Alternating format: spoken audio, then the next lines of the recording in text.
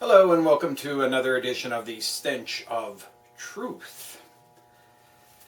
Well, of course, I'm here inevitably to talk about the so-called foiled Iranian plot to assassinate the Saudi ambassador, which supposedly had a businessman here in the United States, an Iranian, who supposedly set up a hit on the Saudi ambassador via Los Zetas in Mexico.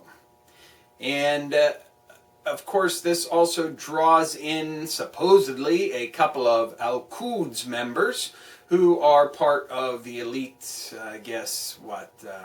something similar to special forces / Iranian CIA types. And this,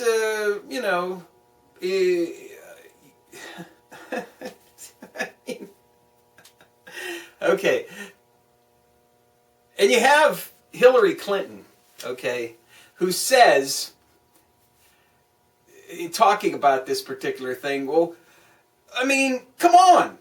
You have the Iranians trying to hire Mexican drug lords to kill a Saudi ambassador in the United States. Who could make this up? Who indeed? Well, certainly this may be even more fanciful than the completely made-up story of the assassination of Osama Bin Laden, the long-dead supposed leader of Al-Qaeda, who were the supposed hijackers who supposedly carried off 9/11. Now, obviously, I think this entire thing is a huge charade. It's a charade, and it's being done specifically to turn attention away from the Fast and Furious gun-walking scandal that Eric Holder is embroiled in right now.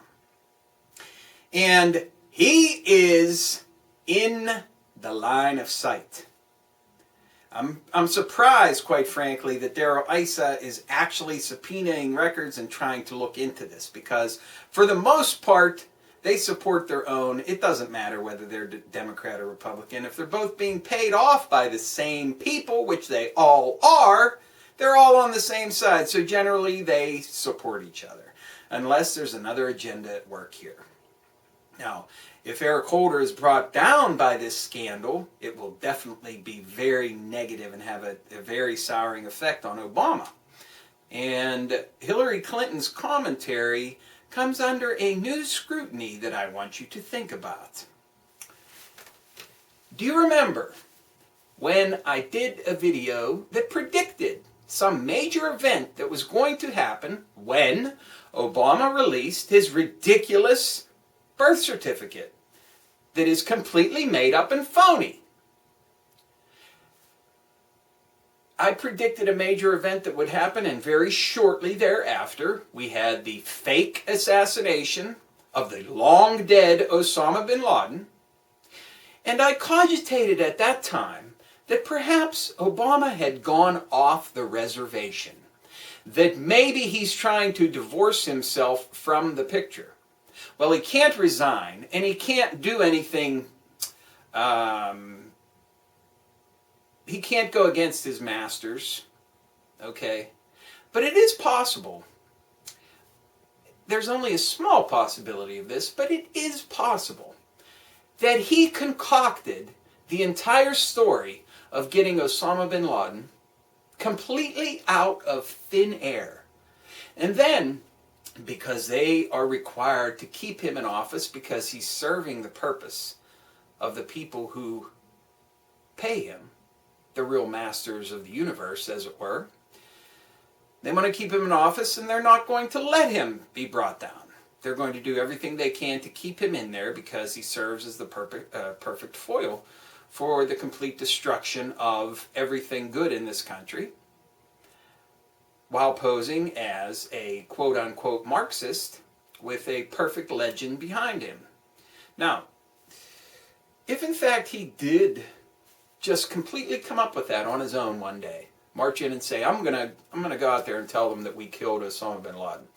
Well, then everybody had to rush and come up with a story, and that explained the delay in all of that coming out. Now, in this particular instance, what do we have? We have Hilary Clinton basically saying, look at the ridiculous nature of this story. Who could make it up? Think of it in a different way. Think of it as her trying to tell us something. And think of it as her trying to tell us something not only about this story, which is complete ludicrous malarkey, but also about certain other recent events. Most notably, the killing of the long-dead corpse of Osama Bin Laden. That in fact what we have is a policy of just making things up out of whole cloth. And in this particular case, you even have experts, supposedly independent, but not really, who are questioning this and questioning the validity of it because it's just so completely ludicrous that they can't sit by and let it pass without commenting. And that's what we have right now. That maybe we've reached a point where even the people who normally would just sit there and do nothing as the lies are shoveled out of the door have no choice but to say something to encroach some measure of doubt about what is being said. Because the level of lunacy has reached such unprecedented proportions that they can't not say anything. And I think that perhaps, as a political maneuver, and surely for her own aggrandizement and her own benefit, Hilary Clinton may have been telling the American people something by her comments regarding the Iranian plot. So, if in fact we have an escalating strategy here where more and more ridiculous and lunatic stories will be brought out, absolute and complete utter fabrications made up out of whole cloth that somebody has to scramble around and build a story around after the fact, we're going to see even more lunacy exposed. And this is an attempt, obviously, to try and shield Eric Holder and, by extension, Obama, by the powers that be, because they are determined to keep him in office. Now, listen, I'm not trying to paint Obama in a good light here. He's played along with this strategy. No matter what he does, or if he's trying to do something in some nefarious or even good way behind the scenes, it doesn't negate all of the evil that he has brought in and all of the horrors that he has done while he's been president. It doesn't negate anything about him, and I certainly would have nothing good to say about him, even if what I propose is true. You understand? So don't take it that way. Obama is a disaster in every possible way. I'm just entering a new scenario here of him trying to extricate himself from his position without overtly doing anything and forcing people to concoct stories to support the lies that he foments. I'm not saying it's true, and it in no way is in any kind of supportive gesture towards Obama, who's a complete and utter disaster for this country.